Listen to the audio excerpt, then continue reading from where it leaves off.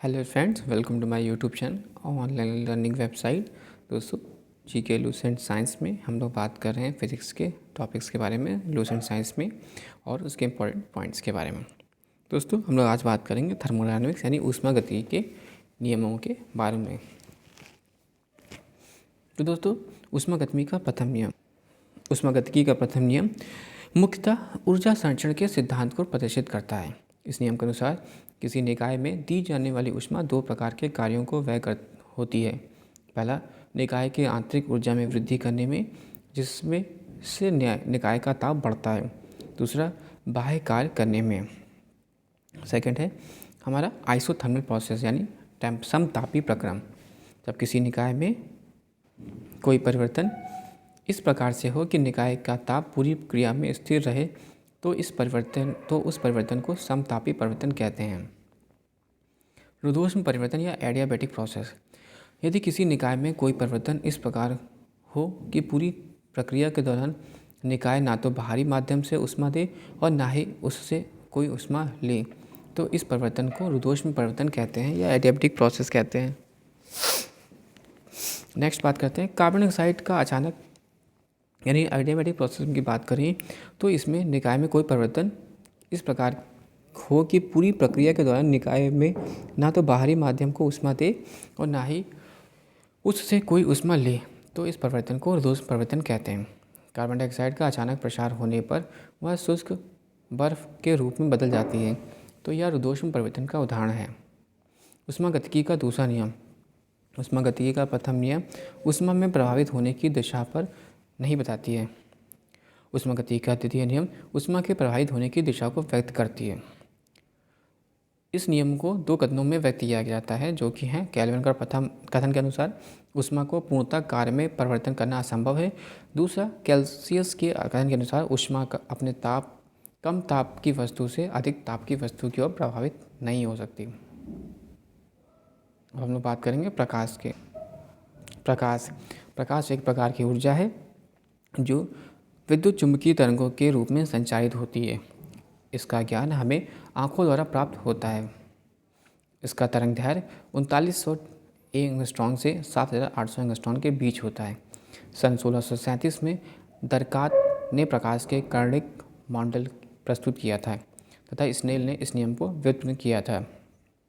सन 1678 में Dutch भौतिकविद Christian हाइंगस ने प्रकाश तरंग सिद्धांत को प्रस्तुत किया। जब थॉमस यंग ने सन 1801 में अपने व्यक्तिकरण संबंधी प्रसिद्ध प्रयोग किया, तब यह निश्चित रूप से प्रमाणित हो गया कि वास्तव में प्रकाश की प्रगति तरंग दैर्घ्य है। सन 1850 में फूको द्वारा किया गया प्रयोग द्वारा यह प्रदर्शित किया गया कि जल में प्रकाश की चाल वायु में प्रकाश की चाल से कम है। इस प्रकार तरंग मॉडल को प्राकृतिक पुष्टि हो जाती है। प्रकाश तरंगें निर्वात में कैसे संचरित हो सकती हैं, इसकी व्याख्या जेम्स क्लार्क मैक्सवेल यानी स्कॉटलैंड द्वारा प्रकाश संबंधी प्रसिद्ध वैद्युत चुंबकीय सिद्धांत प्रस्तुत करने पर हो गई पाई। मैक्सवेल के अनुसार प्रकाश तरंगें परिवर्तनशील विद्युत तथा चुंबकीय क्षेत्रों में संबंध है। परिवर्तनशील विद्युत क्षेत्र समय तथा दिक् स्थान यानी आकाश में परिवर्तनशील चुंबकीय क्षेत्र उत्पन्न करता है तथा परिवर्तनशील चुंबकीय क्षेत्र समय तथा दिक् स्थान में परिवर्तनशील विद्युत क्षेत्र उत्पन्न करता है। परिवर्तनशील विद्युत तथा चुंबकीय क्षेत्र निर्वात में भी वैद्युत चुंबकीय तरंगों का संचरण कर सकते हैं। प्रकाश का विद्युत चुंबकीय तरंग प्रकाश सिद्धांत प्रकाश के केवल कुछ गुणों की व्याख्या कर पाता है, जैसे प्रकाश का परावर्तन, प्रकाश का अपवर्तन, प्रकाश का सीधा रेखा में गमन, प्रकाश का विवर्तन, प्रकाश का व्यतिकरण एवं प्रकाश का ध्रुवण। विद्युत चुंबकीय तरंग अनुप्रस्थ होती है, अतः प्रकाश भी अनुप्रस्थ तरंग है। प्रकाश का ध्रुवण सिद्ध होता है कि प्रकाश तरंगें अनुप्रस्थ होती हैं। प्रकाश का कुछ गुण ऐसे हैं जिनकी व्याख्या तरंग सिद्धांत पर नहीं कर पाता, जैसे प्रकाश विद्युत प्रवाह तथा क्रॉम्पटन सिद्धांत। प्रकाश विद्युत प्रवाह एवं क्रॉम्पटन सिद्धांत को व्याख्या आइंस्टीन द्वारा प्रतिपादित प्रकाश के फोटॉन सिद्धांत के द्वारा की जाती है। वास्तव में यह दोनों प्रभाव प्रकाश के कण प्रगति को प्रकट करते हैं। प्रकाश का फोटो सिद्धांत या फोटॉन सिद्धांत। इसके अनुसार प्रकाश ऊर्जा के छोटे छोटे बंडलों या पैकेटों के रूप में चलता है जिन्हें फोटॉन कहते हैं। आज प्रकाश की कुछ घटनाओं में तरंग और कुछ में अणु माना जाता है। इसी को प्रकाश की दोहरी आकृति या दोहरी प्रकृति कहते हैं। प्रकाश के वेग की गणना सबसे पहले रोमर ने की थी। वायु व निर्वात में प्रकाश की चाल सबसे अधिक 3 × 10⁸ मीटर पर सेकंड होती है। प्रकाश की चाल माध्यम से अपवर्तनांक म्यू पर निर्भर करता है। जिस माध्यम का अपवर्तनांक जितना अधिक होता है उसमें प्रकाश की चाल उतनी ही कम होती है।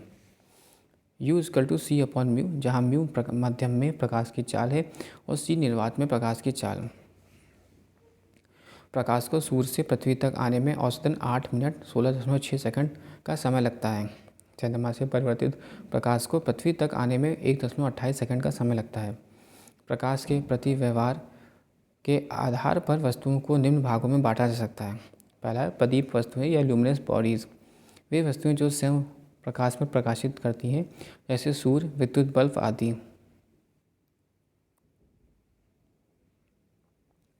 दूसरा अप्रदीप्त वस्तुएं या नॉन ल्यूमिनस बॉडीज़। वे वस्तुएं जिनका अपना स्वयं का प्रकाश नहीं होता है लेकिन उन पर प्रकाश डालने पर वे दिखाई देने लगते हैं, जैसे मेज, कुर्सी आदि। पारदर्शक वस्तुएं यानी ट्रांसपेरेंट बॉडीज़। वे वस्तुएं जिनमें से होकर प्रकाश की किरणें निकल जाती हैं, जैसे कांच, जल आदि। विभिन्न माध्यमों में प्रकाश की चाल की बात करते हैं तो माध्यम और प्रकाश की चाल निर्वात में 3 × 10⁸, कांच 2 × 10⁸, तारपीन का तेल 2.04 × 10⁸, जल 2.25 × 10⁸, रॉक सॉल्ट 1.96 × 10⁸, नाइलॉन 1.96 × 10⁸। अर्ध पारदर्शक वस्तुएं या ट्रांसक्लुएंट बॉडीज़। कुछ वस्तुएं ऐसी होती हैं जिन पर प्रकाश की किरणों पड़ने से उनका कुछ भाग तो अवशोषित हो जाता है तथा कुछ भाग बाहर निकल जाता है। ऐसी वस्तुओं को अर्ध पारदर्शक वस्तुएं कहते हैं, जैसे तेल लगा हुआ कागज। अपारदर्शक वस्तुएं या ऑब्यूक बॉडी। अपारदर्शक वस्तुएं वे वस्तुएं हैं जिनसे होकर प्रकाश की किरणें बाहर नहीं निकल पाती हैं, जैसे धातु। डिफ्रैक्शन ऑफ लाइट या प्रकाश का विवर्तन। प्रकाश का अवरोध के किनारों पर थोड़ा मुड़कर उसकी छाया में प्रवेश करने की घटना को विवर्तन कहते हैं या डिफ्रैक्शन कहते हैं। लाइट प्रकाश का प्रकीर्णन या स्कैटरिंग ऑफ लाइट। जब प्रकाश किसी ऐसे माध्यम से गुजरता है जिसमें धूल तथा अन्य पदार्थों के अत्यंत सूक्ष्म कण होते हैं तो इनके द्वारा प्रकाश की सभी दिशाओं में प्रसारित हो जाता है। इस घटना को प्रकाश का प्रकीर्णन कहा जाता है। बैंगनी रंग के प्रकाश का प्रकीर्णन सबसे अधिक तथा लाल रंग के प्रकाश का प्रकीर्णन सबसे कम होता है। आकाश का रंग नीला प्रकाश के प्रकीर्णन के कारण होता है। प्रकाश का परावर्तन या रिफ्लेक्शन ऑफ लाइट। प्रकाश के चिकने पृष्ठ से टकराकर वापस लौटने की घटना को प्रकाश का परावर्तन कहते हैं। परावर्तन के 2 नियम हैं। आपतित किरण आपतन बिंदु और अभिलंब व परावर्तित किरण एक ही तल में होते हैं। आपतन कोण परावर्तन कोण के बराबर होता है। समतल दर्पण या प्लेन मिरर से परावर्तन। समतल दर्पण यानी प्लेन मिरर किसी वस्तु का प्रतिबिंब दर्पण के पीछे उतनी ही दूरी पर बनता है जितनी दूरी पर वस्तु दर्पण के सामने रखी होती है। यह प्रतिबिंब काल्पनिक वस्तु के बराबर एवं पार्श्व उल्टा या लैटरल इन्वर्स होता है। यदि कोई व्यक्ति v चाल से दर्पण की ओर चलता है तो उसे दर्पण में अपना प्रतिबिंब 2v चार्ल्स की ओर अपनी ओर आता प्रतीत होगा। यदि अपवर्तित किरण की नियत रखते हुए दर्पण को थीटा डिग्री कोण से घुमा दिया जाए तो परावर्तित किरणें 2 थीटा डिग्री से घूम जाती हैं। समतल दर्पण में वस्तु का पूर्ण प्रतिबिंब देखने के लिए दर्पण की लंबाई वस्तु की लंबाई को कम से कम आधी होनी चाहिए। यदि 2 समतल दर्पण थीटा डिग्री कोण पर झुके हों तो उनके बीच रखी वस्तु को प्रतिबिंबों का संख्या की गणना निम्न प्रकार से की जाएगी। पहला, यदि 360/थीटा एक सम संख्या आए तो प्रतिबिंबों की संख्या वस्तु की सभी स्थितियों के लिए n 360/θ-1 होगी। जैसे -90 डिग्री पर झुके 2 समतलों दर्पणों के बीच 360/90 -1 = 4 -1 = 3 प्रतिबिंब बनेंगे। यदि 360/θ एक विषम संख्या है तो प्रतिबिंबों की संख्या n = 360/θ होगी। यदि वस्तु दोनों सम दर्पणों के बीच के कोण के समद्विभाजक पर नहीं हो, जैसे -40 डिग्री कोण पर झुके 2 समतलों दर्पणों के बीच 360/40 डिग्री बराबर 9 प्रतिबंध बनेंगे। यदि 360/थीटा एक विषम संख्या है तो वस्तु व दोनों दर्पणों के बीच के कोण के समद्विभाजक पर रखी प्रतिबिंबों की संख्या 360/θ-1 होगी। जैसे 40 डिग्री पर झुके होने पर दो समतलों दर्पणों के बीच 20 डिग्री की कोई वस्तु रखी हो तो प्रतिबिंब की संख्या 360/40-1 यानी 8 होगी। यदि 360/θ पर एक भिन्न संख्या हो तो प्रतिलंबों की संख्या उसके पूर्णांक के बराबर होती है। गोलीय दर्पण में परिवर्तन या रिफ्रैक्शन फॉर्म स्फेरिकल मिरर दो प्रकार के होते हैं, या गोलीय दर्पण दो प्रकार के, एक होता है अवतल दर्पण, एक होता है उत्तल दर्पण। अवतल दर्पण का उपयोग बड़ी फोकस दूरी वाला अवतल दर्पण दाढ़ी बनाने में काम आता है। आँख, नाक, कान एवं नाक और दांत के डॉक्टर के द्वारा उपयोग में लाया जाने वाला दर्पण अवतल दर्पण होता है। गाड़ी की हेडलाइट एवं सर्च लाइट में एवं सोलर कुकर में अवतल दर्पण का उपयोग किया जाता है। अवतल दर्पण में बने प्रतिबिंब की स्थिति एवं प्रकृति। वस्तु स्थिति अगर अनंत पर होती है तो प्रतिबिंब फोकस पर और वस्तु की तुलना में प्रतिबिंब का आकार बहुत छोटा या बिंदु मात्र का होता है। उल्टा व वास्तविक। वक्रता केंद्र व अनंत के बीच में फोकस व वक्रता केंद्र के बीच छोटा व उल्टा व वास्तविक। वक्रता केंद्र पर वक्रता केंद्र समान आकार का उल्टा व वास्तविक। फोकस तथा वक्रता केंद्र के बीच वक्रता केंद्र एवं अनंत के बीच बड़ा उल्टा व वास्तविक। फोकस पर अनंत पर और बहुत बड़ा उल्टा व वास्तविक।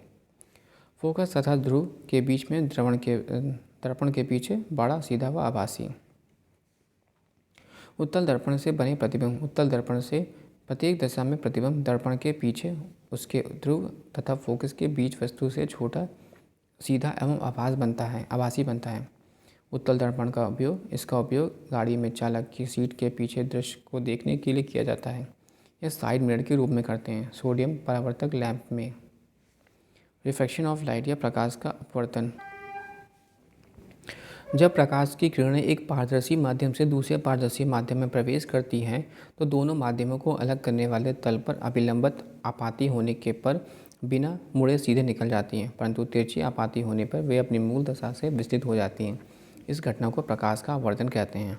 जब प्रकाश का कोई किरण विरल माध्यम या रियल मीडियम से सघन माध्यम में जैसे हवा में पानी की में प्रवेश करती है तो वह दोनों माध्यमों के पृष्ठ पर खींचे गए अभिलंब की ओर झुक जाती हैं, तथा जब किरण सघन माध्यम से विरल माध्यम में प्रवेश करती हैं तो वे अभिलंब से दूर हट जाती हैं। लेकिन जो किरण अभिलंब के समांतर प्रवेश करती हैं उनके पथ में कोई परिवर्तन नहीं होता है।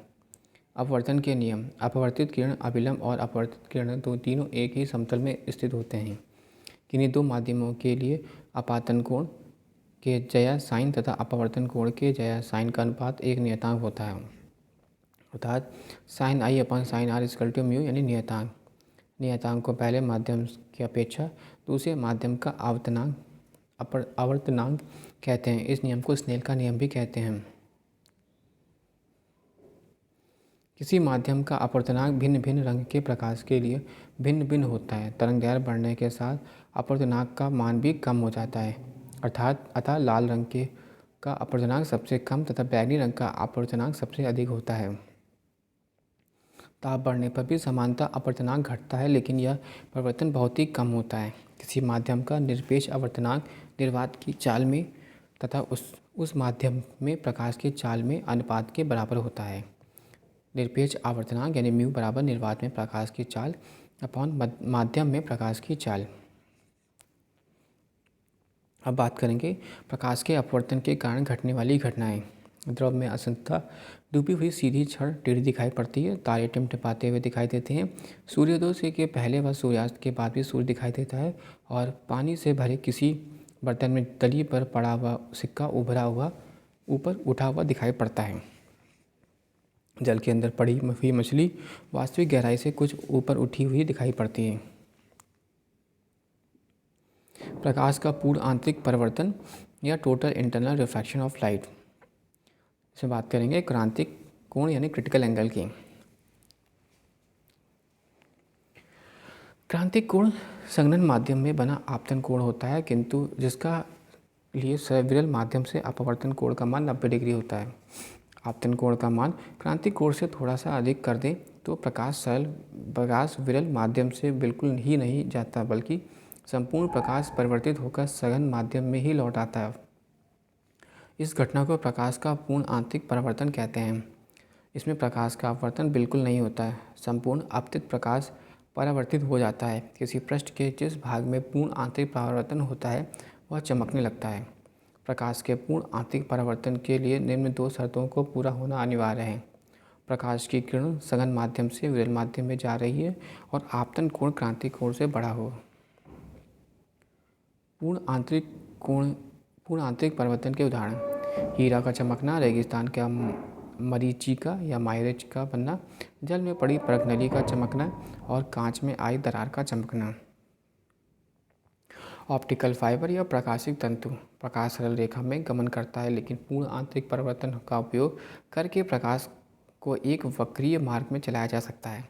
प्रकाशिक तंतु पूर्ण आंतरिक परावर्तन के सिद्धांत पर आधारित एक ऐसी युक्ति है जिसमें द्वारा प्रकाश सिग्नल को इसकी तीव्रता में बिना क्षय के एक स्थान से दूसरे स्थान तक स्थानांतरित किया जा सकता है, चाहे कितना भी टेढ़ा मेढ़ा हो।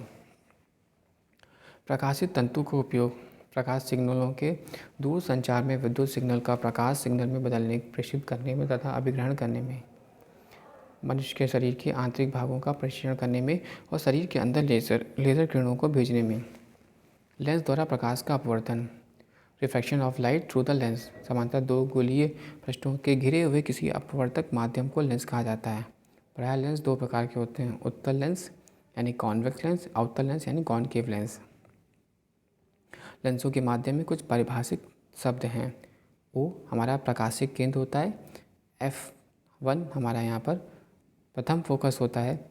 C1 C2 लेंस के मुख्य अक्ष होते हैं और F2 द्वितीय फोकस या मुख्य फोकस होता है। लेंस द्वारा वस्तु की विभिन्न स्थितियों में बने प्रतिबिंब। अगर वस्तु अनंत पर रखी है तो प्रतिबिंब जो होगा वो F2 स्थिति पर बनेगा, यानी द्वितीय फोकस पर, और वास्तविक बहुत छोटा एवं उल्टा। C1 पर अगर वस्तु रखे तो F2 व C2 के बीच में बनेगा, वास्तविक छोटा तथा उल्टा। C1 पर है तो C2 पर वास्तविक बराबर उल्टा। C1 व F1 के बीच C2 से परे वास्तविक बड़ा और उल्टा। F1 पर अगर रखा है तो अनंत पर बनेगा, वास्तविक बड़ा बहुत बड़ा उल्टा। O और F1 के बीच में अगर रखा हो तो लेंस को उसी और जिस पर वस्तु है आभासी, सीधा और आवर्धित।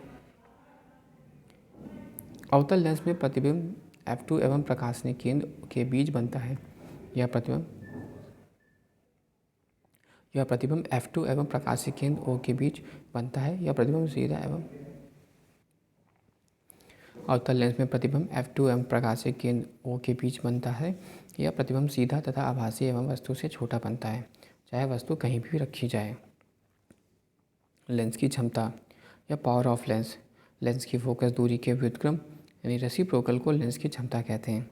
यदि किसी लेंस की फोकस दूरी f मीटर में हो तो उसकी क्षमता P बराबर 1/f डायप्टर होती है। डायप्टर SI मात्रक है जिसे D द्वारा सूचित किया जाता है। उत्तल लेंस की क्षमता धनात्मक एवं अवतल लेंस की क्षमता ऋणात्मक होती है। यदि दो लेंसों को परस्पर सटाकर रख दें तो उनकी क्षमताएं जुड़ जाती हैं तथा संयुक्त लेंस की क्षमता दोनों लेंसों की क्षमताओं के योग के बराबर होती है। लेंस की क्षमता में परिवर्तन। लेंस की किसी भी द्रव में डूबाने पर उसकी फोकस दूरी व क्षमता दोनों बदल जाती है। यह लेंस एवं द्रव के अपवर्तन काल पर निर्भर करता है। मान लिया जाए कि म्यू अपवर्तन काल वाले लेंस को म्यू अपवर्तन वाले द्रव में डुबाया जाए तो निम्न तीन स्थितियाँ उत्पन्न होंगी। पहला, mu greater than mu dash, अर्थात जब लेंस को ऐसे द्रव में डुबाया जाए तो जिसका अपवर्तन काल लेंस के पदार्थ के अपवर्तन काल से कम होता है। ऐसी स्थिति में लेंस की क्षमता घट जाती है, अर्थात उसकी फोकस दूरी बढ़ जाती है। लेंस की प्रकृति पर कोई प्रभाव नहीं पड़ता है। उदाहरण के लिए कांच म्यू बराबर 1.5 के लेंस की पानी म्यू डैश बराबर 1.33 में डुबाने पर म्यू बराबर म्यू डैश, अर्थात जब लेंस को समान अपवर्तन काल वाले द्रव में डुबाते हैं तो ऐसी स्थिति में लेंस की फोकस दूरी अनंत हो जाती है, जिससे उसकी क्षमता समाप्त हो जाती है। वह एक समतल प्लेट की भांति व्यवहार करता है और ऐसे द्रव में लेंस को डुबाने पर लेंस दिखाई नहीं देता है। जब म्यू की value greater than mu greater less than है म्यू डैश से, अर्थात जब लेंस को द्रव में डुबाया जाता है जिसका अपवर्तनांक लेंस के अपवर्तनांक से अधिक है, तो ऐसी स्थिति में फोकस दूरी बढ़ जाती है जिससे उसकी क्षमता घट जाती है। इसके साथ ही लेंस की प्रगति भी बदल जाती है, अर्थात उत्तल लेंस अवतल लेंस की भांति ही और अवतल लेंस उत्तल लेंस की भांति व्यवहार करने लगता है। उदाहरण के लिए पानी के अंदर हवा का बुलबुला उत्तल लेंस के समान दिखाई देता है, परंतु व्यवहार अवतल लेंस के समान करता है।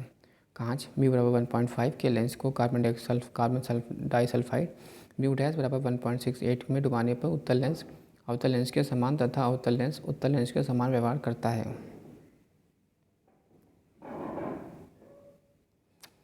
प्रकाश का वर्ण विक्षेपण, श्वेत प्रकाश की किरणें और उनका रिफ्रैक्शन, डिप्रेशन ऑफ लाइट। जब सूर्य का प्रकाश प्रिज्म से होकर गुजरता है तो वह अपवर्तन के पश्चात प्रिज्म के आधार की ओर झुकने के साथ साथ विभिन्न रंगों में प्रकाशों में बढ़ जाता है। इस प्रकार के प्राप्त रंगों के समूह को वर्णम या स्पेक्ट्रम कहते हैं तथा श्वेत प्रकाश को अपने अवयवी रंगों में विभक्त होने की क्रिया को वर्ण विक्षेपण कहते हैं। प्रकाश के वर्ण विक्षेपण की घटना को कारण कोची के एक मूलानुपाती सूत्र न्यूमेरिकल फार्मूला म्यू बराबर a plus B by lambda square द्वारा प्राप्त किया जाए, जो कोची का समीकरण या कॉची इक्वेशन कहलाता है। इस समीकरण से स्पष्ट है कि किसी मध्यम के पदार्थ को अपवर्तनांक आपतित प्रकाश की किरण का तरंगदैर्घ्य के रंग पर निर्भर करता है, अर्थात mu is directly proportional to 1 lambda square. प्रकाश के विभिन्न रंगों को तरंगदैर्घ्य भिन्न भिन्न होती है। प्रकाश के लाल की तरंगदैर्घ्य अधिकतम या बैंगनी रंगों की तरंगदैर्घ्य न्यूनतम होती है, अर्थात gamma R greater than gamma V होता है। अर्थात प्रकाश के लाल रंग का अपवर्तनांक बैंगनी रंग के अपवर्तनांक से कम होता है, अर्थात mu R is less than mu V होता है। अतः सूर्य के प्रकाश से प्राप्त रंगों में बैंगनी रंग का विक्षेपण सबसे अधिक एवं लाल रंग का विक्षेपण सबसे कम होता है। न्यूटन ने 1666 ईस्वी में पाया कि भिन्न भिन्न रंग भिन्न भिन्न कोणों से विक्षेपित होते हैं। पूर्ण विक्षेपण किसी पारदर्शी पदार्थ से भिन्न रंगों के प्रकाश के भिन्न भिन्न वेग होने के कारण होता है। अतः किसी पदार्थ का अपवर्तनांक भिन्न भिन्न रंगों के प्रकाश के लिए भिन्न भिन्न होता है। पारदर्शी पदार्थ में जैसे जैसे प्रकाश के रंगों का अपवर्तनांक बढ़ता जाता है वैसे वैसे उस पदार्थ की चाल कम हो जाती है। जैसे कांच में बैंगनी रंग के प्रकाश का वेग सबसे कम तथा अपवर्तनांक सबसे अधिक होता है तथा लाल रंग का वेग सबसे अधिक और अपवर्तनांक सबसे कम होता है। इंद्रधनुष या रेनबो परावर्तन, पूर्ण आंतरिक परिवर्तन तथा अपवर्तन द्वारा वर्ण विक्षेपण का सबसे अच्छा उदाहरण इंद्रधनुष है।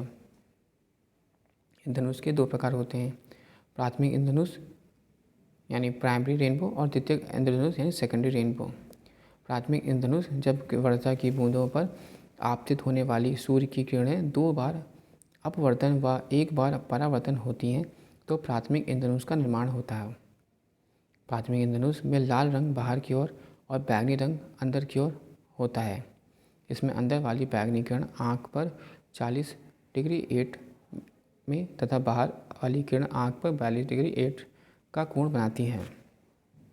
द्वितीयक इंद्रधनुष जब वर्षा की बूंदों में आपतित होने वाली सूर्य किरणों को 2 बार अपवर्तन व 2 बार परावर्तन होता है तो द्वितीयक इंद्रधनुष का निर्माण होता है।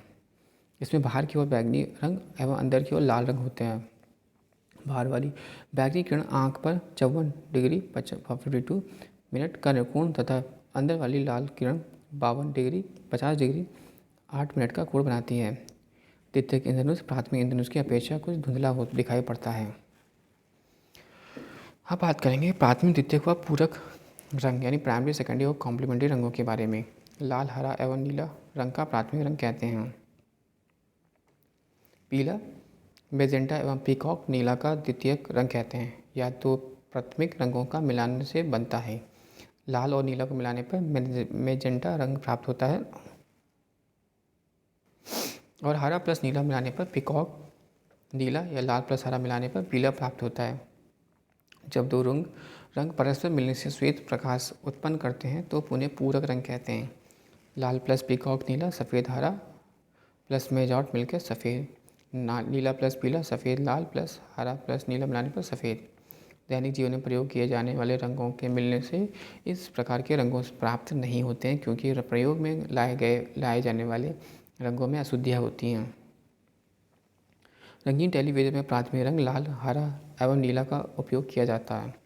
वस्तुओं के रंग, वस्तु जिस रंग में दिखाई देता है उस वास्तव में उसी रंग को परिवर्तित करती है, से सभी रंगों को अवशोषित कर लेती है। जो वस्तु सभी रंगों को परिवर्तित करती है वह श्वेत दिखलाई दे पड़ती है, क्योंकि सभी रंगों का मिश्रित प्रभाव सफ़ेद होता है। जो वस्तु सभी रंगों को अवशोषित कर लेती है और किसी भी रंग को परिवर्तित नहीं करती है वह काली दिखाई देती है।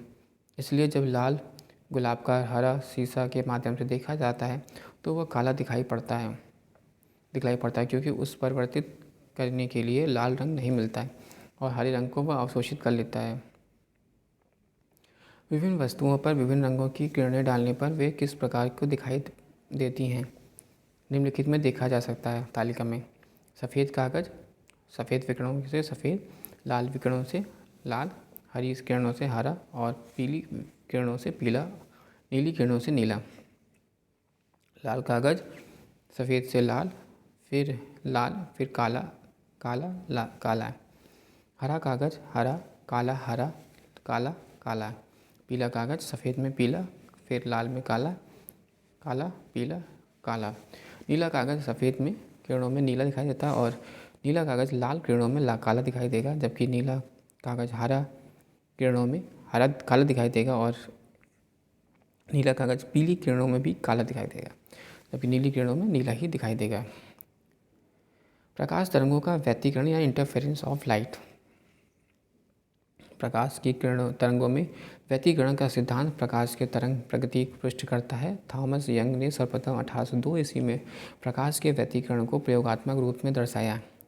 जब समान आवृत्ति व समान आयाम की दो प्रकाश तरंगें जो मूलतः एक ही प्रकाश स्रोत से किसी माध्यम में एक ही दिशा में गमन करती हैं तो उनके अतिरोपण के फलस्वरूप प्रकाश की तीव्रता में परिवर्तन हो जाता है। इस घटना को प्रकाश का व्यतिकरण या इंटरफेरेंस ऑफ लाइट कहते हैं। ये दो प्रकार के होते हैं, समपोषी व्यतिकरण यानी कंस्ट्रक्टिव इंटरफेरेंस और विनाशी व्यतिकरण यानी डिस्ट्रक्टिव इंटरफेरेंस। कंस्ट्रक्टिव यानी संतोषी व्यतिकरण की बात करते हैं तो माध्यम के जिस बिंदु पर दोनों तरंगें समान कला में मिलती हैं वहाँ प्रकाश का परिमाणिक तीव्रता अधिकतम होती है, उसे संपोषी व्यतिकरण कहते हैं। विनाशी व्यतिकरण माध्यम के जिस बिंदु पर दोनों तरंगें विपरीत कला में मिलती हैं वहाँ प्रकाश की तीव्रता न्यूनतम या शून्य होती है। इस प्रकार के व्यतिकरण को विनाशी व्यतिकरण कहते हैं। नोट: दो स्वतंत्र प्रकाश स्रोतों से निकली प्रकाश तरंगों को व्यतिकरण की घटनाएं नहीं पाई जाती हैं। प्रकाश तरंगों का ध्रुवण यानी polarization of waves of light. ध्रुवण प्रकाश संबंधी ऐसी घटना है जो अनुदैर्घ्य तरंग और अनुप्रस्थ तरंगों के अंतर स्पष्ट करती हैं। अनुदैर्घ्य तरंगों में ध्रुवण की घटना नहीं होती है, जबकि अनुप्रस्थ तरंगों में ध्रुवण की घटना होती है। यदि प्रकाश तरंग में कंपन प्रकाश संचरण की दशा के लंबवत तल की दिशा में हो तो प्रत्येक दिशा में समावित नहीं हो तो प्रकाश का समतल ध्रुवित प्रकाश कहते हैं। प्रकाश संबंधी यह घटना ध्रुवण कहलाती है। साधारण प्रकाश में विद्युत वेक्टर के कंपन प्रकाश संचरण की दिशा के लंबवत तल में प्रत्येक दशा में समान रूप से अथवा सममित रूप में होते हैं। ऐसे प्रकाश में अधोवर्तित या अनपोलराइज लाइट कहते हैं। प्रकाश स्रोत जैसे विद्युत बल्ब, मोमबत्ती, ट्यूबलाइट आदि में उत्सर्जित प्रकाश अधोद्रवित प्रकाश होते हैं। प्रकाश तरंगों का प्रकाशीय प्रभाव केवल विद्युत वेक्टरों या विद्युत क्षेत्र के कारण होता है। ह्यूमन आई। स्पष्ट दृष्टि से न्यूनतम दूरी 25 सेंटीमीटर होती है। निकट दृष्टिदोष या मायोपिया। इस रोग से ग्रसित व्यक्ति नज़दीक की वस्तु को देख लेता है परंतु दूर स्थित वस्तु को नहीं देख पाता है। कारण लेंस की गोलाई बढ़ जाती है, लेंस की फोकस दूरी घट जाती है और लेंस की क्षमता बढ़ जाती है। तो इस कारण वस्तु को प्रतिबिंब रेटिना पर न बनकर रेटिना के आगे बन जाता है। रोग का निवारण। निकट दृष्टि दोष के निवारण के लिए उपयुक्त फोकस दूरी अवतल लेंस का प्रयोग किया जाता है। दूर दृष्टि दोष या हाइपरमेट्रोपिया। इस रोग से ग्रसित व्यक्ति को दूर की वस्तु दिखलाई पड़ती है, निकट की वस्तु दिखलाई नहीं पड़ती है। लेंस की गोलाई कम हो जाती है, लेंस की फोकस दूरी बढ़ जाती है और लेंस की क्षमता घट जाती है। इस रोग के निकट की वस्तु को प्रतिबिंब रेटिना के पीछे बनता है। रोग का निवारण: इस दोष के निवारण के लिए उपयुक्त फोकस दूरी उत्तल लेंस का प्रयोग किया जाता है। जरा दृष्टि दोष या पैरास्फोपिया: वृद्धावस्था के कारण आँख की सामंजस्य क्षमता घट जाती है, समाप्त हो जाती है, जिसके कारण व्यक्ति ना तो दूर की और ना ही दूर निकट की वस्तु देख पाता है। रोग का निवारण: इस रोग के निवारण के लिए डिफोकसी लेंस या उभयतल या बायोफोकल लेंस का उपयोग किया जाता है। दृष्टि वैषम्य या अभिबिंदुकता या एस्टिगमेटिज्म: इसमें नेत्र क्षैतिज दिशा में तो ठीक देख पाता है, परंतु ऊर्ध्व दिशा में ही नहीं देख पाता। इसके निवारक हेतु बेलनाकार का प्रयोग किया जाता है। रेटिना का शंकु कोशिका के रंग एवं क्षण कोशिका के प्रकाश की तीव्रता का आभास होता है। जब आँख में धूल जाती है तो उसका क्षेत्र सिलियम्सता या कॉन्जिक्यूटिव अंग सूज जाती है और लाल हो जाता है। आँख के रंग का मतलब आइरिस के रंग का होता है। सूक्ष्मदर्शी तथा दूरदर्शी: माइक्रोस्कोप और टेलीस्कोप सरल सूक्ष्मदर्शी या कम फोकस दूरी का उत्तल लेंस होता है। इसमें वस्तु के आकार वस्तु द्वारा नेत्र पर बनाए गए दर्शन कोण पर निर्भर करता है। दर्शन कोण उतना ही छोटा होता है, उतनी ही वस्तु छोटी दिखाई पड़ती है। सरल सूक्ष्मदर्शी का आवर्धन क्षमता m = 1+d/f, जहाँ d = 25, f लेंस की फोकस दूरी। संयुक्त सूक्ष्मदर्शी या कंपाउंड माइक्रोस्कोप: इसमें एक ही अक्ष पर दो उत्तल लेंस लगे होते हैं। जो लेंस वस्तु की ओर होता है उसे अभिदर्शक लेंस या ऑब्जेक्टिव लेंस कहते हैं, और जो आँख के समीप होता है उसे अभिनेत्र लेंस कहते हैं। अभिदर्शक लेंस का कारक मुख्य व्यास अभिनेत्र लेंस की अपेक्षा छोटा होता है। नेत्र का तथा अभित्रयक में जितनी कम से कम फोकस दूरी लेंसों का उपयोग होता है, उसकी आवर्धन क्षमता उतनी ही अधिक होती है। टेलीस्कोप: इसमें दो उत्तल लेंस होते हैं। अभिदर्शक लेंस की फोकस दूरी नेत्रिका लेंस से अधिक होती है। अभिदर्शक लेंस अधिक द्वारक का होता है, और जिससे वह या दूर आने वाले प्रकाश को अधिक मात्रा में एकत्रित करता है। अब हम लोग बात करेंगे स्थिर विद्युत की। पदार्थ को परस्पर रगड़ने से उस पर जो आवेश की मात्रा संचित रहती है उसे स्थिर विद्युत कहते हैं। स्थिर विद्युत में आवेश स्थिर रहता है। बेंजामिन फ्रैंकलिन ने दो प्रकार के आवेशों को धनात्मक आवेश व ऋणात्मक आवेश नाम दिया जाता है। समान प्रकार के अर्थात धन या ऋण आवेश परस्पर प्रतिकर्षित करते हैं तथा विपरीत प्रकार के आवेश परस्पर आकर्षित करते हैं। वस्तुओं का आवेशन इलेक्ट्रॉनों के स्थानांतरण के फलस्वरूप होता है। यहाँ नीचे सारणी में कुछ वस्तुएं इस ढंग से सजाई जाती है कि यदि किसी वस्तु को किसी दूसरी वस्तु से रगड़कर विद्युत उत्पन्न की जाए तो सारणी में जो ऊपर है उसमें धन आवेश तथा जो नीचे है उसमें ऋण आवेश उत्पन्न होता है। जैसे कांच का कागज के साथ रगड़ने पर कांच में धन आवेश एवं कागज में ऋण आवेश उत्पन्न हो जाता है। रोआ, फिनोलिल, चपड़ा, मोम, कांच, कागज, रेशम, मानव शरीर, लकड़ी, धातु, रबड़ और रेजिन, अंबर, गंधक, एबेनाइट और गाटा पर्चा। आवेश का पृष्ठ घनत्व या सरफेस डेंसिटी ऑफ चार्ज: चालक में इकाई क्षेत्रफल में स्थित आवेश की मात्रा को उस आवेश का पृष्ठ घनत्व कहते हैं।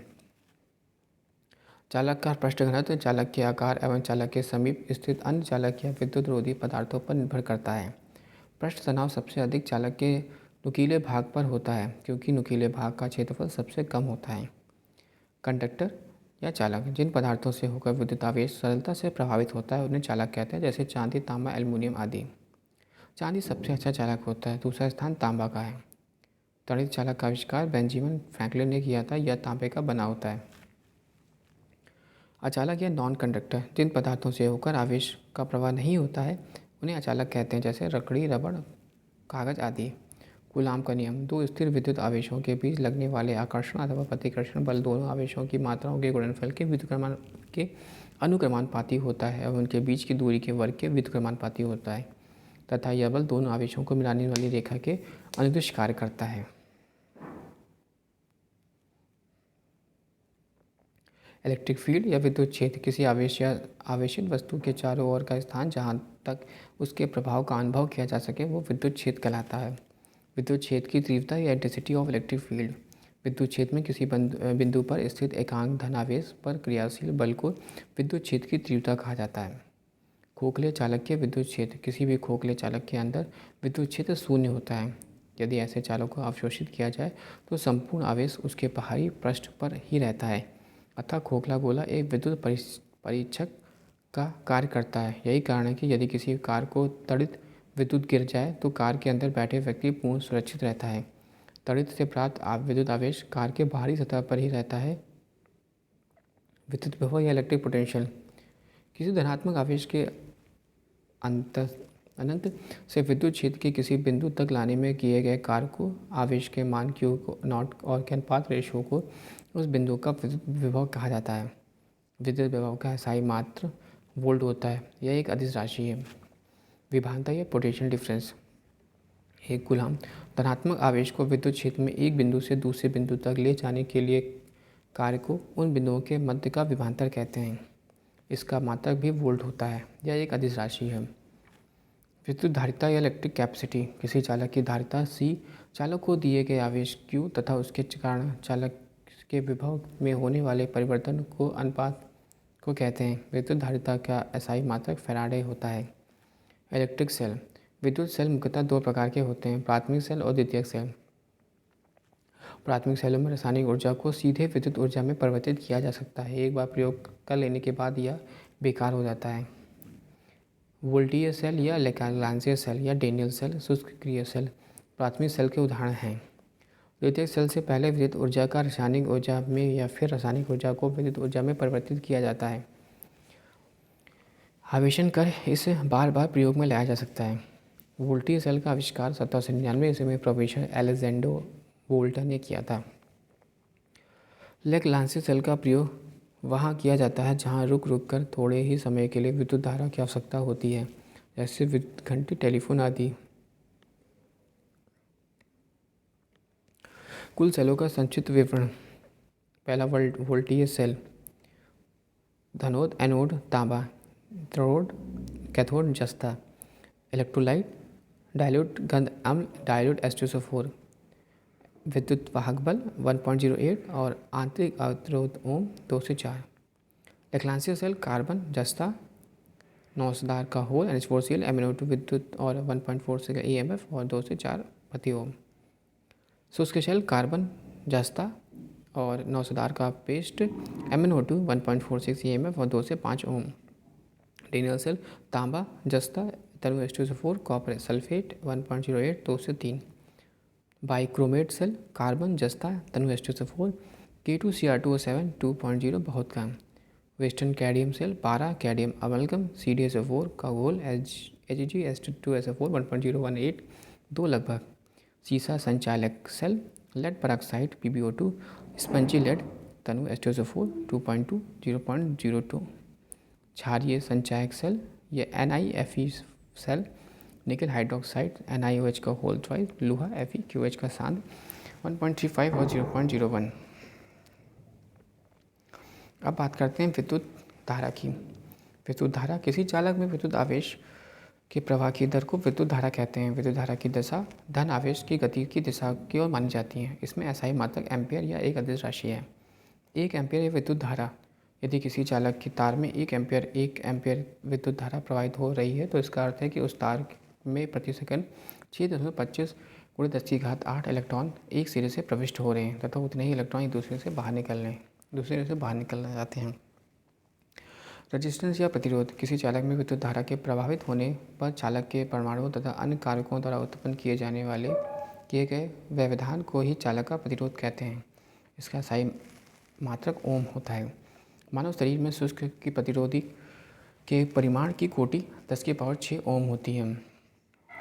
ओम का नियम, यदि चालक की भौतिक अवस्था जैसे ताप आदि में कोई परिवर्तन न हो तो चालक के सिरों में लगाया गया विभवांतर उसमें प्रभावित धारा के अनुक्रमानुपाती होता है। यदि किसी चालक में 2 बिंदुओं के बीच विभवांतर V वोल्ट हो तो प्रवाहित धारा I एम्पियर हो तो ओम के नियम अनुसार V directly proportional to I बराबर V बराबर RI, जहाँ R एक नियतांक है जिसे चालक का प्रतिरोध कहते हैं। ओमीय रेजिस्टेंस या ओमीय प्रतिरोध क्या है? जो चालक ओम के नियम का पालन करते हैं उन्हें उनके प्रतिरोध को ओमीय प्रतिरोध कहते हैं, जैसे मैग्नीज का तार। अनओमीय प्रतिरोध या नॉन ओमिक रेजिस्टेंस, जो चालक ओम के नियम का पालन नहीं करते उनके प्रतिरोध को अनओमीय प्रतिरोध कहते हैं, जैसे डायोड बल्ब का प्रतिरोध या ट्रायोड बल्ब का प्रतिरोध। कंडक्टेंस, किसी चालक के प्रतिरोध के व्युत्क्रम को चालक का चालकता कहते हैं। इसे जी से सूचित करते हैं, जी बराबर 1/R। इसकी एसआई यूनिट इकाई ओम होता है, जिसे मोह भी कहते हैं। इसका एसआई इकाई सोमेन होता है। विशिष्ट प्रतिरोध स्पेसिफिक रेजिस्टेंस, किसी चालक का प्रतिरोध उसकी लंबाई के अनुक्रमानुपाती तथा उसके अनुप्रस्थ काट के क्षेत्रफल के व्युत्क्रमानुपाती होता है। अर्थात यदि चालक की लंबाई L तथा उसके अनुप्रस्थ काट का क्षेत्रफल कैपिटल A है तो R directly proportional to L/A या R बराबर रो L/A, जहाँ रो एक नियतांक है, जिसे चालक का विशिष्ट प्रतिरोध कहा जाता है। अतः एक ही पदार्थ के बने हुए मोटे तार का प्रतिरोध कम तथा पतले तार का प्रतिरोध अधिक होता है। विशिष्ट चालकता या कंडक्टिविटी, किसी चालक के विशिष्ट प्रतिरोध के व्युत्क्रम को चालक विशिष्ट चालकता कहते हैं। इसे ओम के सूचित करते हैं, ओम बराबर 1/ρ। इसका एसआई इकाई ओम है, मीटर ओम। इसका एसआई इकाई ओम एम 1/ओम एम होती है। प्रतिरोध का संयोजन या कॉम्बिनेशन रेजिस्टेंस, ये दो तरह के होते हैं, क्रॉस सीरीज कॉम्बिनेशन, एक होता है समांतर क्रम। श्रेणी क्रम में संयोजित प्रतिरोधों को समतुल्य प्रतिरोध समस्त प्रतिरोधों के योग के बराबर होता है। समांतर श्रेणी में समतुल्य प्रतिरोध का व्युत्क्रम इनवर्स उनके प्रतिरोधों के व्युत्क्रमों के अनुपात के बराबर होता है। ओमोमीटर विद्युत प्रतिरोध को मापता है।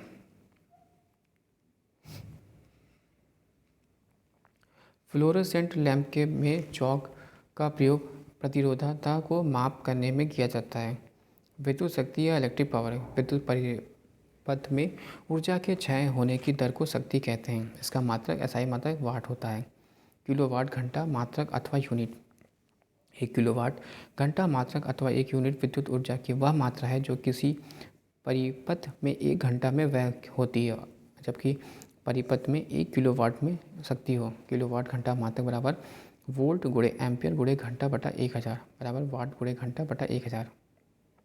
अमीटर, विद्युत धारा को एम्पियर में मापने के लिए अमीटर नामक यंत्र का प्रयोग किया जाता है। इसे परिपथ में सदैव श्रेणी क्रम में लगाया जाता है। एक आदर्श अमीटर का प्रतिरोध 0 होना चाहिए। वोल्टमीटर, वोल्टमीटर का प्रयोग परिपथ के किन्हीं दो बिंदुओं के बीच विभवांतर मापने में किया जाता है। इसे परिपथ में सदैव समांतर क्रम में लाया जाता है। एक आदर्श वोल्टमीटर का प्रतिरोध अनंत होना चाहिए। इलेक्ट्रिक फ्यूज, विद्युत फ्यूज का प्रयोग परिपथ में लगे उपकरणों की सुरक्षा के लिए किया जाता है। यह टिन 63% व सीसा 37% की मिश्र धातु का बना होता है। इसका गलनांक कम होता है। गैल्वेनोमीटर, विद्युत परिपथ में विद्युत धारा की उपस्थिति बताने वाला एक यंत्र है जिसकी सहायता से 10⁻⁶ एम्पियर तक विद्युत धारा को मापा जा सकता है। शंट का उपयोग, शंट एक अत्यंत कम प्रतिरोध वाला तार होता है जिसे गैल्वेनोमीटर के समांतर क्रम में लगाकर अमीटर बनाया जाता है। गैल्वेनोमीटर की श्रेणी में एक उच्च प्रतिरोध लगाकर वोल्टमीटर बनाया जाता है। ट्रांसफार्मर, विद्युत चुम्बकीय प्रेरण के सिद्धांत पर कार्य करने वाला एक ऐसा यंत्र है जो उच्च एसी वोल्टेज को निम्न एसी वोल्टेज में या निम्न एसी वोल्टेज को उच्च एसी वोल्टेज में बदल देते हैं। यह केवल प्रतिवर्ती धारा एसी के लिए प्रयुक्त किया जाता है। ट्रांसफार्मर के क्रोड बनाने के लिए नरम लोहे का प्रयोग किया जाता है। एसी डायनेमो या जनरेटर या यांत्रिक ऊर्जा को विद्युत ऊर्जा में परिवर्तित करता है या विद्युत चुम्बकीय प्रेरण का सिद्धांत पर कार्य करता है। इलेक्ट्रिक मोटर, यह एक ऐसा यंत्र है जो विद्युत ऊर्जा को यांत्रिक ऊर्जा में बदल देता है या विद्युत चुम्बकीय प्रेरण के सिद्धांत पर कार्य नहीं करता है। दुष्टकारी या रेक्टिफायर, प्रतिवर्ती धारा को दुष्ट धारा में परिवर्तित करने के लिए युक्ति को दुष्टकारी कहते हैं। माइक्रोफोन, यह ध्वनि ऊर्जा को विद्युत ऊर्जा में परिवर्तित करता है। माइक्रोफोन विद्युत चुम्बकीय प्रेरण के सिद्धांत पर आधारित होता है। नोट, विद्युत धारा के चुंबकीय प्रभाव की खोज डेनमार्क के वैज्ञानिक ऑस्टेट ने की थी। प्राथमिक शक्ति स्टेशनों पर विद्युत धारा के उत्पन्न होते हैं जहां प्रतिवर्ती धारा होती है और इसकी वोल्टता 22,000 वोल्ट या इससे अधिक होती है। ग्रिड उप स्टेशन पर ट्रांसफार्मर की आवश्यकता की वोल्टता में बढ़ा देते हैं। 1,32,000 वोल्ट भी हो सकती है तथा विद्युत संचरण में विद्युत ऊर्जा का क्षय बहुत कम हो। अब बात करेंगे चुंबकत्व की। प्राकृतिक चुंबक लोहे को ऑक्साइड Fe3O4 है। इसका कोई निश्चित आकार नहीं होता है। कृत्रिम विधियों द्वारा बनाए गए चुंबक को कृत्रिम चुंबक कहते हैं, जैसे लोहा, इस्पात, कोबाल्ट आदि से बनाया जा सकता है। यह विभिन्न आकृति का होता है, जैसे क्षण चुंबक और घूर्णनाकार या चुंबक सुम्की सुई आदि। चुंबक लोहे को अपनी ओर आकर्षित करता है, इस गुण को चुंबकत्व कहते हैं। चुंबक के सिरों के समीप चुंबकत्व सबसे अधिक होता है, यह क्षेत्र के ध्रुव के पोल कहलाते हैं। चुंबक के ठीक मध्य में चुंबकत्व नहीं होता है। चुंबक का क्षैतिज तल में स्वतंत्रतापूर्वक लटकाने या उसके एक ध्रुव सदैव उत्तर की ओर तथा दूसरा ध्रुव सदैव दक्षिण की ओर ठहरता है। उत्तर की ओर ठहरने वाले ध्रुव को उत्तरी ध्रुव तथा दक्षिण की ओर ठहरने वाले को दक्षिण ध्रुव कहते हैं। चुंबक के दो ध्रुवों को मिलाने वाली रेखा को चुंबकीय अक्ष कहते हैं। समान ध्रुव के प्रतिकर्षण व असमान ध्रुव के आकर्षण होता है। नोट: यदि किसी चुंबक को तीसरा ध्रुव हो तो उसे तीसरा ध्रुव परिमाणी ध्रुव कहलाता है। चुंबक चुंबकीय पदार्थों में प्रेरण या इंडक्शन द्वारा चुंबकत्व उत्पन्न करता है। मैग्नेटिक फील्ड: चुंबक के चारों ओर का वह क्षेत्र जिसमें चुंबक के प्रभाव का अनुभव किया जा सकता है उसे चुंबकीय क्षेत्र कहलाता है। चुंबकीय क्षेत्र की तीव्रता: चुंबकीय क्षेत्र के लंबवत एकांक लंबाई का ऐसा चालक तार रखा जाए जिसमें एकांक प्रबलता की धारा प्रभावित हो रही हो तो चालक पर लगने वाला बल ही चुंबकीय क्षेत्र की तीव्रता माप होगी। चुंबकीय क्षेत्र की तीव्रता एक सदिश राशि है। इसका मात्रक न्यूटन पर एम्पीयर मीटर अथवा वेबर पर मीटर स्क्वायर या टेस्ला होता है। चुंबकीय बल रेखाएं या मैग्नेटिक लाइन ऑफ फोर्स: चुंबकीय क्षेत्र में बल रेखाएं व काल्पनिक रेखाएं जो उस स्थान में चुंबकीय क्षेत्र की दिशा को अवृत्त प्रदर्शन करती है। चुंबकीय बल रेखा के किसी भी बिंदु पर खींची गई स्पर्श रेखा उस बिंदु पर चुंबकीय क्षेत्र की दिशा को प्रदर्शित करती है। नोट: चुंबकीय सुई उत्तर की ओर तरफ संकेत करती है तो मुक्त रूप से लटकी हुई चुंबकीय सुई का अक्ष भौगोलिक अक्ष से 18 डिग्री का कोण बनाती है। चुंबकीय बल रेखाओं के गुण: चुंबकीय बल रेखाएं सदैव चुंबक के उत्तरी ध्रुव से निकलती हैं और तथा वक्र बनाती हुई दक्षिणी ध्रुव में प्रवेश कर जाती हैं और चुंबक के अंदर से होती हुई पुनः उत्तरी ध्रुव में वापस आती हैं। तो दो बल रेखाओं एक दूसरे को कभी भी काटती नहीं हैं। चुंबकीय क्षेत्र जहाँ प्रबल होता है वहाँ बल रेखाएं पास पास होती हैं और एक समान चुंबकीय क्षेत्र की बल रेखाएं परस्पर समांतर एवं बराबर दूरियों पर होती हैं।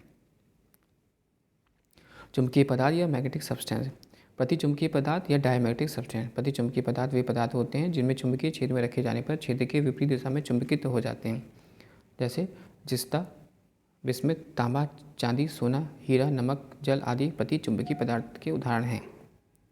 परमानेंट सब्सटेंस या अनुचुंबकीय पदार्थ वे पदार्थ होते हैं जो चुंबकीय क्षेत्र में रखने पर क्षेत्र की दिशा में थोड़ी सी या एक से कम चुंबकीय हो जाते हैं, जैसे platinum, chromium, sodium, aluminium, oxygen आदि इनके उदाहरण हैं। फेरोमैग्नेटिक या चुंबकीय पदार्थ वे पदार्थ होते हैं जो चुंबकीय क्षेत्र में रखने पर क्षेत्र की दिशा में प्रबल से चुंबकित हो जाते हैं, जैसे लोहा, निकल, कोबाल्ट, इस्पात इसके उदाहरण हैं। डोमेन: लोह चुंबकीय पदार्थ में प्रत्येक परमाणु ही एक चुंबक होता है। इसकी असंख्य परमाणुओं के समूह होते हैं जिन्हें डोमेन कहते हैं। एक डोमेन में 10⁻18 से 10⁻21 तक परमाणु होते हैं। लोह चुंबकीय पदार्थों के तीव्र चुंबकत्व को इन डोमेनों का कारण ही होता है। क्यूरी टेम्परेचर: क्यूरी ताप वह ताप है जिसके ऊपर पदार्थ अनुचुंबकीय व जिसके नीचे पदार्थ लोह चुंबकीय होता है। लोहा और निकल के लिए क्यूरी ताप के मान क्रमशः 770 डिग्री से 358 डिग्री सेल्सियस होता है। अस्थायी चुंबक बनाने के लिए नर्म लोहे का प्रयोग किया जाता है। स्थायी चुंबक बनाने के लिए इस्पात का प्रयोग किया जाता है। भू चुंबक या टेरेस्ट्रियल मैग्नेटिज्म: किसी स्थान पर पृथ्वी के चुंबकीय क्षेत्र को 3 तत्वों द्वारा व्यक्त किया जाता है: द्विपात कोण या एंगल ऑफ डिक्लाइनेशन, नमन कोण या एंगल ऑफ डिप और चुंबकीय क्षेत्र की क्षैतिज घटक horizontal component of earth magnetic field. द्विपात कोण किसी स्थान पर भौगोलिक यामांतर अथवा चुंबकीय योगांतर के बीच के कोण को द्विपात कोण कहते हैं। नमन कोण किसी स्थान पर पृथ्वी की संपूर्ण चुंबकीय क्षेत्र क्षैतिज तल के साथ जितना कोण बनाता है उसे उस स्थान का नमन कोण कहते हैं। पृथ्वी के ध्रुव पर नमन कोण का मान 90 डिग्री तथा विषुवत रेखा पर 0 डिग्री होता है। चुंबकीय क्षेत्र के क्षैतिज घटक पृथ्वी के संपूर्ण चुंबकीय क्षेत्र के क्षैतिज घटक H अलग अलग स्थानों पर अलग अलग होता है, परंतु इसका मान लगभग 0.4 ग्रॉस तथा या 0.4 से × 10⁻⁴ टेस्ला होता है। पृथ्वी एक बहुत बड़ा चुंबक है। इसका चुंबकीय क्षेत्र दक्षिण से उत्तर दिशा में विस्तृत होता है। परमाणु भौतिकी: परमाणु एटम परमाणु व सूक्ष्म कण होते हैं जो रासायनिक क्रिया में भाग लेते हैं परंतु स्वतंत्र अवस्था में नहीं रहते हैं।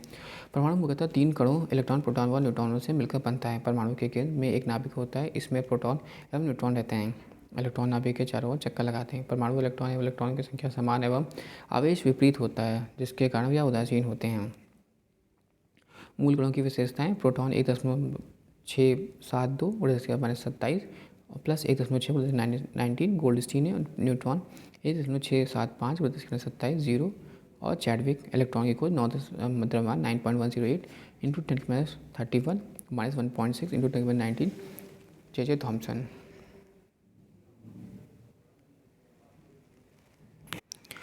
आज मूल कणों की संख्या 30 से ऊपर पहुंच चुकी है। कुछ प्रमुख मूल कणों का विवरण इस प्रकार से है। पॉजिट्रॉन 9.108 × 10⁻31, आवेश 1.6 × 10⁻19, एंडरसन खोज करता इलेक्ट्रॉन का एंडीकरण। न्यूट्रॉनिक 000, पाउली पाई मोइशून इलेक्ट्रॉन 274 गुना का इलेक्ट्रॉन का 274 गुना, धनात्मक एवं ऋणात्मक दोनों। युकावा ने खोज की थी। इसकी अस्थायी जीवन काल 10⁻8 सेकेंड। फोटोन खोज करता है आइंस्टीन। इसका वेग प्रकाश के वेग के बराबर होता है। कैथोड किरणें जब विसर्जन नालिका के सिरों पर 20 किलोवाट का विभवांतर लगाया जाता है तो इसका दाब 0.1 मिलीमीटर पारे के स्तंभ के बराबर होता है। तो इसके कैथोड में एक इलेक्ट्रॉन के पुंज निकलने लगता है। इसे ही कैथोड किरणें कहते हैं। अर्थात कैथोड किरणें केवल उच्च ऊर्जा वाले इलेक्ट्रॉन के ही गुण पुंज होती हैं। गुण कैथोड किरणें का केवल गैस का प्रयोग करके पैदा किया जा सकता है। कैथोड किरणों का उत्पादन विभव का स्रोत प्रेरक कुंडली होता है जो कम विभव की सेल से बहुत उच्च विभव प्रदान करता है या पारस्परिक प्रेरणा के सिद्धांत पर कार्य करता है। कैथोड किरणें अदृश्य होती हैं और सीधी रेखाओं में चलती हैं। कैथोड किरणें ऋणात्मक होती हैं और इसलिए ये कैथोड से एनोड की ओर तरफ गमन करती हैं। ये इलेक्ट्रॉन की बनी होती है और अपनी सतह पर लंबवत निकलती है। कैथोड किरणें का वेग प्रकाश के वेग का 1/10वां गुना होता है। यह किरण विद्युत एवं चुंबकीय क्षेत्र में विक्षेपित होती हैं या गैसों के आयनीकृत करती हैं एवं विद्युत पर ऊष्मीय प्रभाव डालती हैं या दिखलाती हैं या फोटोग्राफिक प्लेट पर प्रभावित करती हैं। इसकी वेदन क्षमता कम होती है या पतली धातु की चादर को पार कर जाती है। कैथोड किरणें जब विद्युत क्षेत्र से होकर लंबवत गुजरती है तो उसका रास्ता परवलयाकार होता है। नोट: जब कैथोड किरणें किसी उच्च परमाणु क्रमांक वाली धातु जैसे टंगस्टन पर गिरती हैं तो यह एक्स किरणें उत्पन्न करती हैं। धनात्मक किरणें या पॉजिटिव या कैनोड रेज। विसर्जन नलिका में यदि छिद्रयुक्त कैथोड प्रयुक्त किया जाए तो इनसे निकलने वाली किरणें कैथोड किरणें के ठीक विपरीत दिशा के विक्षेपित हो जाती हैं और एनोड की ओर से कुछ किरणें निकलती हैं। अतः ये एनोड से निकलने वाली धनावेशित किरणें हैं। इनका पता 1886 में गोल्डस्टीन ने लगाया था। ये किरणें धनावेशित होती हैं, प्रतिदीप्ति और स्फुरदीप्ति उत्पन्न करती हैं। ये विद्युत व चुंबकीय क्षेत्र में विक्षेपित हो जाती हैं।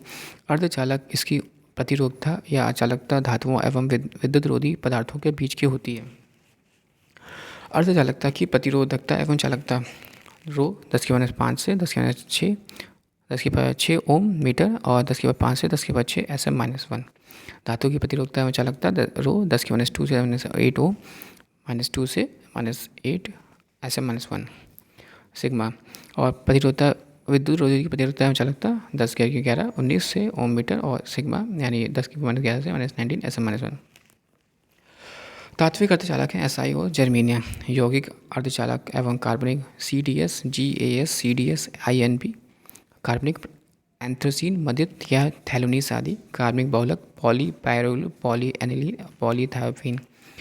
नेज अर्धचालक या इंट्रिक सेमीकंडक्टर हैं। जिन अर्धचालकों में मुक्त इलेक्ट्रॉन तथा कोटर ऊष्मीय प्रभाव द्वारा उत्पन्न किए जाते हैं उन्हें नेज अर्धचालक कहा जाता है। नेज अर्धचालक के मुक्त इलेक्ट्रॉन की संख्या Ne होलों की संख्या NH के बराबर होती है। Ne बराबर NH बराबर Ni।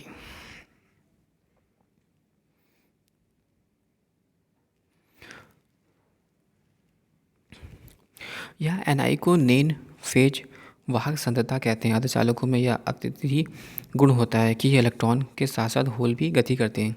होल प्रभावी धनात्मक आवेश वाले एक आभासी मुक्त कण की तरह व्यवहार करते हैं। यह ऋणात्मक विभव की ओर गति करते हैं।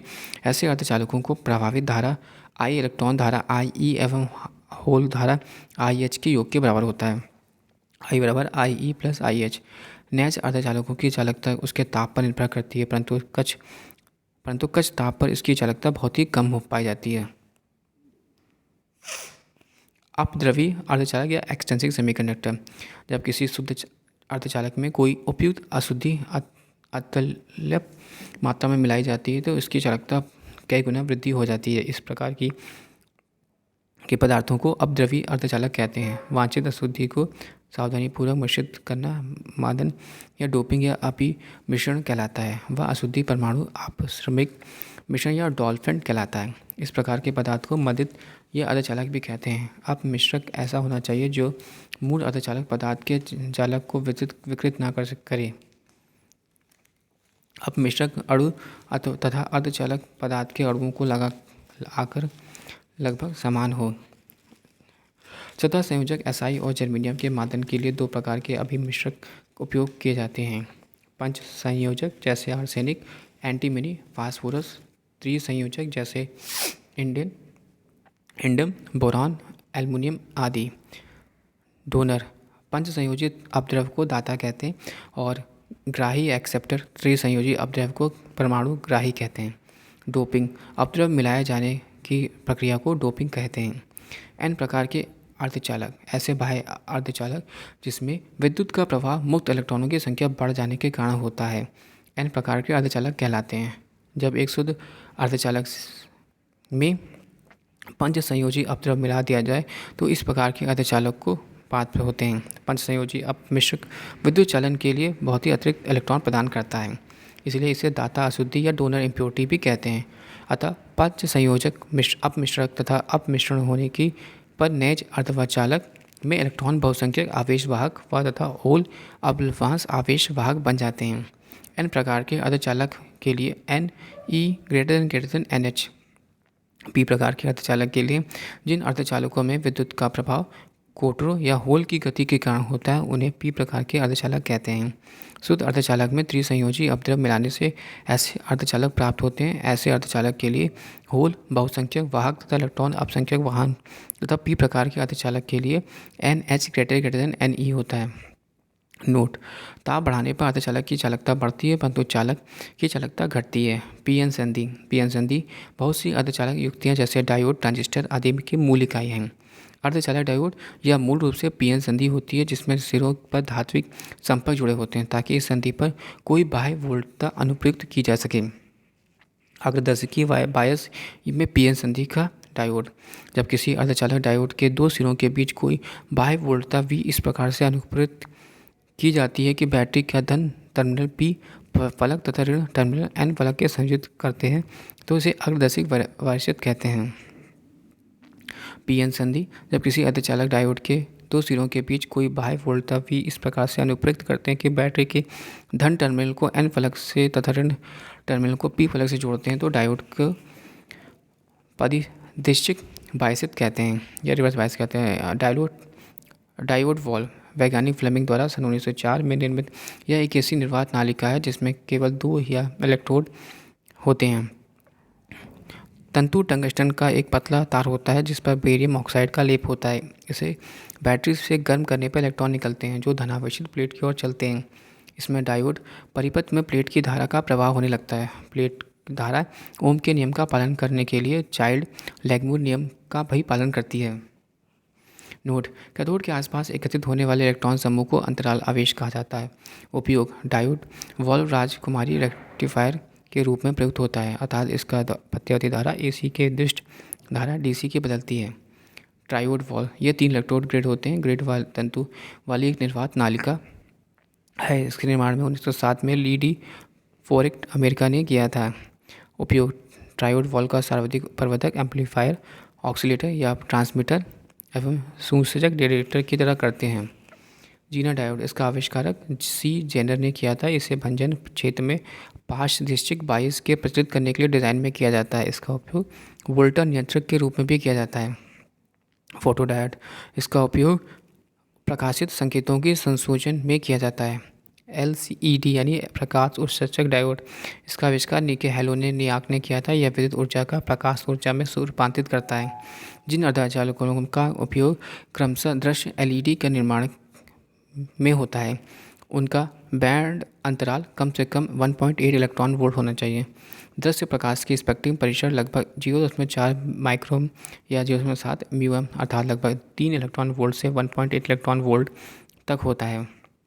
यौगिक अर्धचालक गैलियम आर्सेनाइड फॉस्फाइड का उपयोग विभिन्न वर्णों में LED के निर्माण में होता है। GaS 0.6 से P0.4E से का उपयोग लाल LED बनाने में, GaS का उपयोग अवृत LED बनाने में होता है। LED का उपयोग सुदृढ़ नियंत्रण, चोर घंटी संयंत्र और प्रकाशिक संचार में किया जाता है। दोस्तों वीडियो आपको अच्छा लगा तो प्लीज़ लाइक और सब्सक्राइब करिएगा। साथ ही डिस्क्रिप्शन बॉक्स में बुक्स के लिंक्स है, वहाँ से बुक्स परचेज कर सकते हैं और मेरा टेलीग्राम चैनल ज्वाइन कर सकते हैं। Thanks for watching and sharing.